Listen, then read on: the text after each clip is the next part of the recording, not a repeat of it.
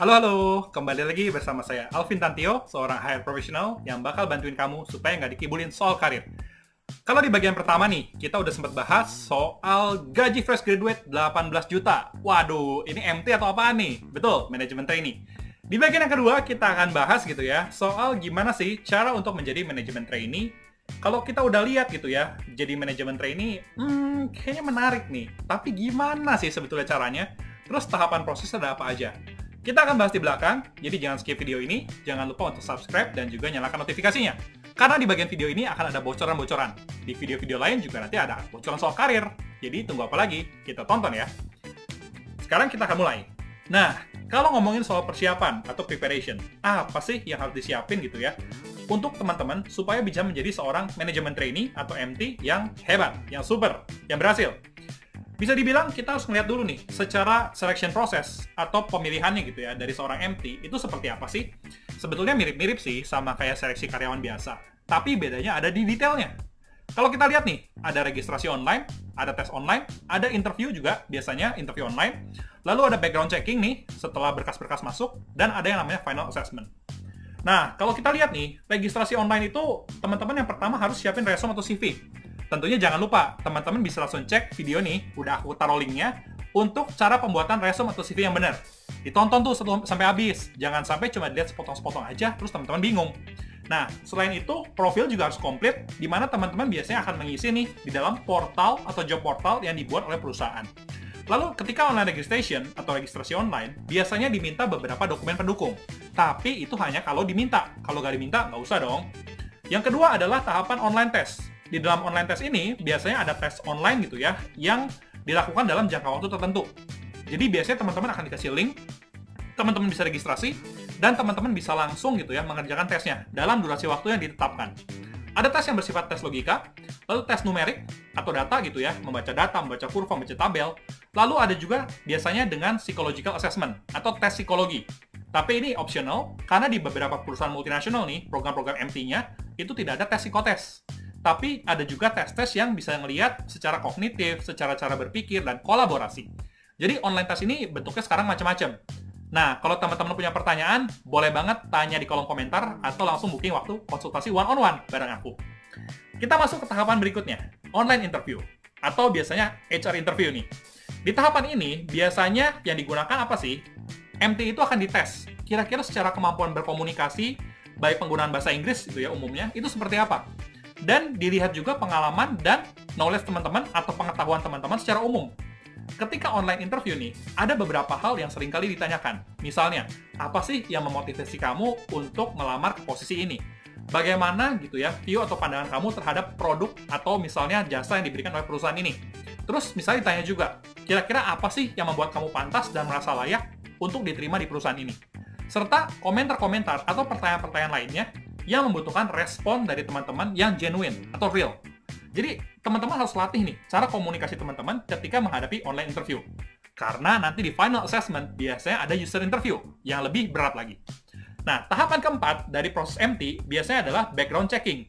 Jadi kalau CV-nya udah lolos nih, interview udah lolos gitu ya, in parallel biasanya akan dilakukan pengecekan background. Ketika dilakukan pengecekan background, biasanya yang dilihat apa sih? Detail dari hasil tes sebelumnya. Lalu resume atau CV yang benar-benar dibaca. Kalau resume atau CV-nya berantakan atau jelek gitu ya, udah berantakan, jelek, gak jelas, wah itu bisa-bisa di-skip. Jadi jangan sembarangan. Yang paling aman gitu ya, bisa teman-teman ikutin tips soal resume atau CV dariku, bisa dicek gitu ya di playlist video YouTube-ku, itu udah ada. Nah, kalau dilihat gitu ya, kira-kira setelah background check, biasanya akan ada tes tambahan gitu ya. Dibutuhkan atau enggak tergantung perusahaan. Ada yang melakukan essay test. Jadi biasanya akan dikirimkan beberapa pertanyaan gitu ya, atau teman-teman bisa juga ditelepon untuk ditanya beberapa pertanyaan yang lebih advance. Pertanyaan yang lebih istilahnya membutuhkan teknis berpikir dan kira-kira ngelihat nih, cara pikir teman-teman prosesnya seperti apa urutannya.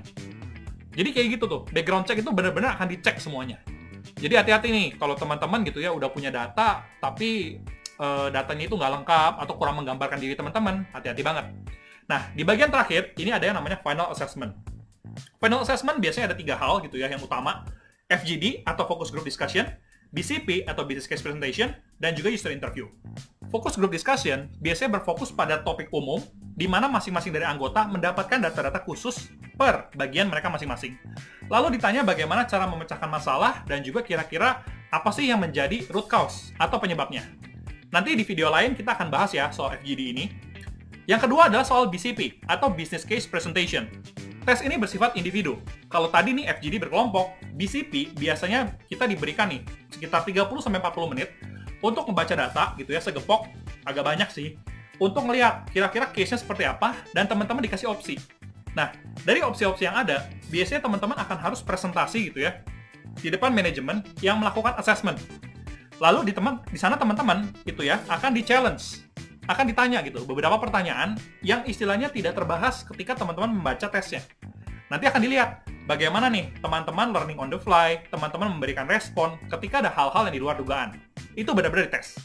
Nah, mirip kayak FGD, kalau FGD itu ngelihat interaksi teman-teman dalam sebuah meeting, BCP itu ngelihat bagaimana sih composure dari teman-teman ketika melakukan presentasi, ketika memberikan ide, bagaimana teknik komunikasinya, adaptasi, dan juga lain-lain.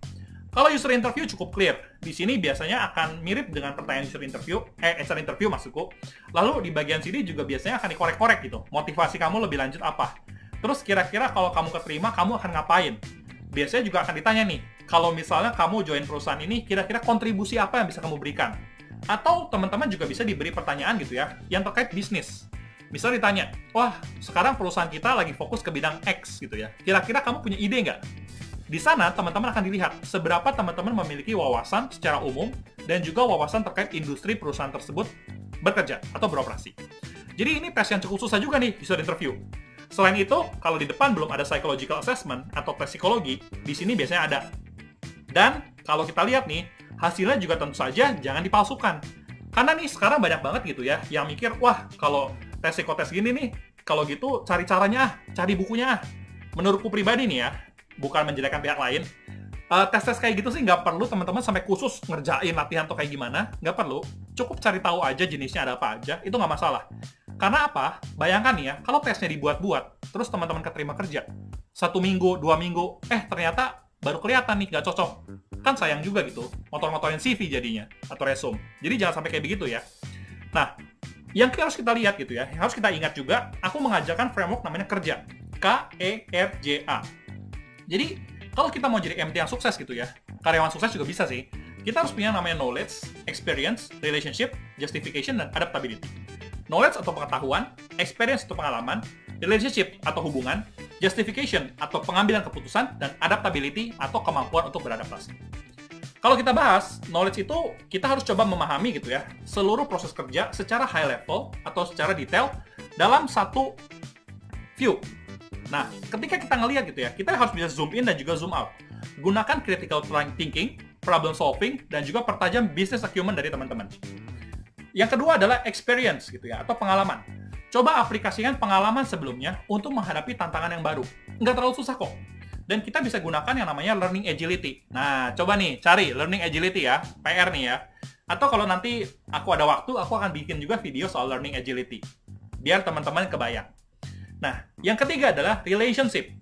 Relationship atau hubungan, kita bisa bilang di dalam kantor itu gitu ya, di dalam perusahaan, kita nggak perlu kok jadi istilahnya penjilat atau yang kayak people pleaser gitu ya. Jangan sampai kayak gitu. Jaga hubungan baik.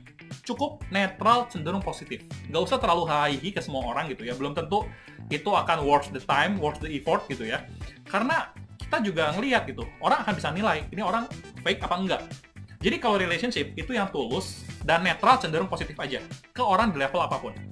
Mau dia misalnya adalah tim resepsionis, mau dia adalah tim OB, mau dia adalah atasan, mau dia itu siapapun, tetap respect kepada mereka. Karena kita nggak tahu, siapa tahu ke depannya kita akan membutuhkan bantuan mereka, atau bisa jadi mereka akan memberikan feedback-feedback yang ternyata bagus juga buat kita. Jangan sampai nih, kita udah ke depannya jadi leader gitu ya, jadi petinggi, tapi ternyata orang-orang itu nggak punya respect sama kita. Sayang banget kan? Jadi kita nggak akan pernah tahu nih, kira-kira kalau kita berbuat baik dengan orang lain gitu ya, apa yang bakal terjadi ke kita. Yang pastinya harusnya baik lagi sih. Nah, yang keempat, J, atau justification, atau bagaimana kita mengambil keputusan gitu ya. Kalau ngomongin soal justifikasi, pertimbangkan segala hal. Apapun yang kita lakukan, ada risiko dan juga manfaatnya. Sadari dan juga pahami. Sebagai orang dewasa, integritas adalah dasar untuk melakukan justifikasi. Jangan sampai nih kita ngelihat, wah ini ada celah, main-main wah ini ada korupsi nih bisa, main-main Nggak boleh kayak begitu. Jadi justification ini juga akan membantu kita gitu untuk memiliki karir yang bersih, ya. Yang kelima, dengan segala ups and down yang tadi kita miliki, ada yang namanya adaptability atau kemampuan beradaptasi. Kalau kita udah punya knowledge, kita udah punya experience, kita udah bangun relationship yang baik, kita punya justification yang tepat. Untuk mempertahankannya tentu aja butuh yang namanya adaptability. Nah, ini terkait dengan learning agility nih. Nanti kita bahas deh kapan-kapan. Terus kira-kira dalam MT selection process, apa aja sih yang perlu dipersiapkan? Yang pertama jelas adalah mindset-nya nih. Kalau tadi kita udah bahas soal tesnya gitu ya, kita biasanya grogi. Waduh, ini ada yang lulusan luar negeri nih. Ada yang kelihatannya dari kampusnya top. Jangan khawatir, mindset-nya adalah setiap orang pasti punya kelebihan dan kekurangannya. Ya, bisa jadi orang itu lulusan kampusnya top gitu ya, tapi ternyata dia tidak punya akhlak. Waduh, ini akhlak kayak BUMN nih ya. Maksudnya tidak punya akhlak tuh apa? Bisa jadi dia itu adalah orang yang ceritanya kepinteran gitu ya, terus dia tidak terlalu care dengan orang lain, tidak bisa berkolaborasi. Atau misalnya kita merasa, wah kalau kita strength-nya adalah di kemampuan berkolaborasi, tapi untuk kemampuan presentasi kita agak kurang.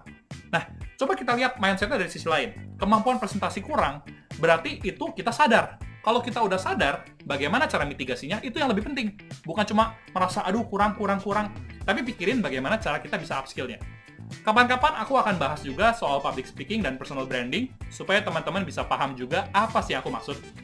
Nah, setelah mindset, kita juga harus tetap punya sufficient atau knowledge yang cukup. Nah, dengan sufficient knowledge atau knowledge yang cukup mengenai company dan juga produk-produknya serta jasanya, kita tentunya nggak akan gaptek gitu ya, nggak akan gagap ketika ditanya soal apa yang kamu ketahui tentang perusahaan. Nah, selain itu, teman-teman juga coba lihat secara gambaran industri atau posisi MT yang teman-teman lamar, itu tuh kira-kira hubungannya seperti apa sih? Kira-kira apa yang bisa kejadian, kira-kira bisa berkontribusi di bagian mana, dan hal-hal lainnya yang kira-kira bakal muncul gitu. Nah, jadi jangan bayangkan ketika interview itu pertanyaan-pertanyaan basic aja. Cuma ditanya soal skripsi kamu, cuma ditanya soal pendidikan kamu. Enggak. Biasanya ditanya pengetahuan umum juga. Dan semakin teman-teman banyak baca, teman-teman akan lebih paham, akan lebih tajam pemikirannya. Jadi dengan kayak begitu nih, teman-teman tuh udah nggak perlu takut-takut lagi gitu.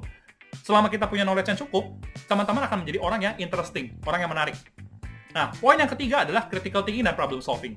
Jadi ini mirip kayak yang aku ajarkan di teknik interview anti gagal. Critical thinking adalah untuk memahami masalah dan melihat atau connecting the dots gitu ya.